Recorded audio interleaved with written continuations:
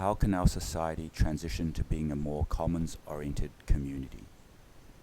In the last video, I looked at Donella Meadows' 12 places to intervene in a system, and we looked at point number 5, which was information flows in a system.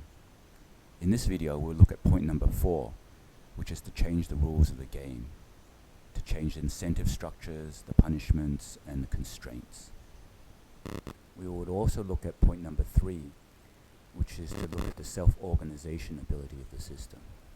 In regards to point number 4, the rules of the system, an example of one of these rules, if in our neighborhoods we don't cut our grass, our neighbors may complain, and in some local communities there's laws against having your grass too high.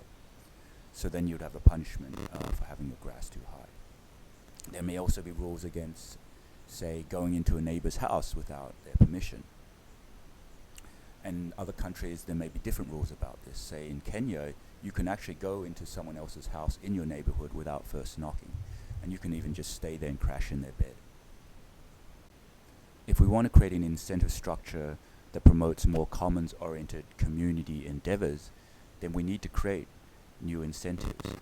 So what can incentivize the community to put on more clothing swaps, to have more collective free dances, to have more potlucks, to have more gift circles, to have more free schools, to have more skill shares where people get together and teach each other for free, to have more community events where the food and the services are all for free. A local government can change the incentive structures and the rules of the game. So for instance, they can offer tax breaks for people who are putting a lot of effort into putting on community events or clothing swaps, etc. In addition, non-profit foundations can also step in and offer certain incentives. And the community itself can also change the rules of the game and change the incentive structures, which in essence then blends into Donella Meadows' next point, which is that of self-organization. A community can self-organize to rewrite its own incentive structures. So for instance, a yoga center or hardware store or carpenters, massage therapists, they could offer discounts or coupons for their services for people who have been putting out a lot of effort into putting on clothing swaps or community events, etc.